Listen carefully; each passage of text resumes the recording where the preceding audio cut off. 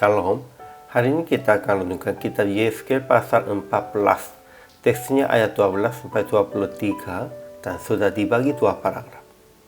Paragraf yang pertama ayat 12 sampai 20. Nuh, Daniel, dan Ayub pun tidak akan menyelamatkan baik anak-anak lelaki maupun anak-anak perempuan. Hanya mereka sendiri akan diselamatkan. Paragraf yang kedua ayat 21 sampai 23.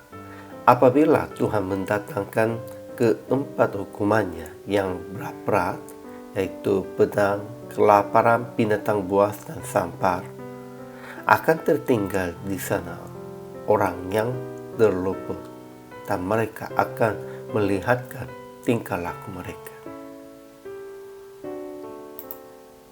Kesimpulan hari ini, walaupun ada Nuh, Daniel, dan Ayub, orang benar itu tak bisa hentikan hukuman Tuhan tentang negeri itu. Mereka pun hanya bisa menyelamatkan dirinya sendiri. Pedang, kelaparan, binatang buas, dan sampar pada saat datang keempat hukuman Tuhan yang pra-pra mereka. Orang benar akan diselamatkan hanya dirinya sendiri. Anak mereka pun tak mungkin menyelamatkan. Tetapi akan tertinggal di sana orang yang terluput, yang mengiring keluar anak-anak lelaki dan perempuan. Inilah janji Tuhan. Ajaran tentang Allahnya. Pertama, Tuhan akan melenyapkan dari negeri itu manusia dan binatang dengan mendatangkan kelaparan, binatang buas, pedang, dan mendatangkan sampar atas negeri itu. Kedua, tetapi ia akan menyelamatkan orang-orang benar, hanya nyawanya sendiri karena kebenaran mereka.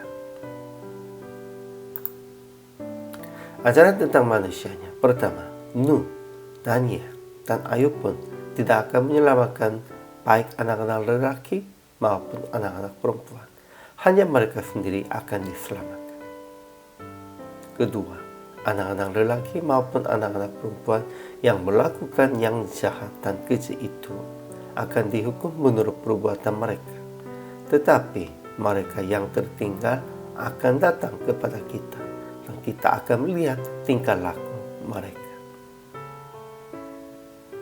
Ketiga, orang-orang akan mengetahui bahwa bukan tanpa alasan Tuhan perbuat segala sesuatu yang ia perbuat atas Yerusalem.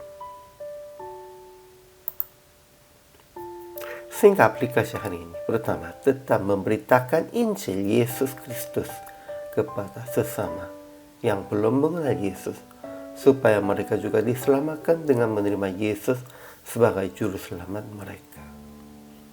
Karena kebaikan kita, karena kebaikan ayah, karena kebaikan anak, siapapun tidak bisa diselamatkan. Diselamatkan hanya dengan iman, dan itu sendiri. Tetapi Yesus Kristus bisa menyelamatkan semua orang. Kedua, bertobat dan berbalik dari perbuatan jahat dan keji, melihatkan kebaikan sendiri dengan tingkah laku yang benar di hadapan Tuhan dan di hadapan orang-orang. Ya, tetapi harus ingat, tingkah lakunya ini perbuatan yang baiknya menyelamatkan kita, bukan. Kita pada waktu melihatkan itu, Tuhan menyelamatkan kita. Kita diselamatkan hanya dalam kepercayaan Yesus.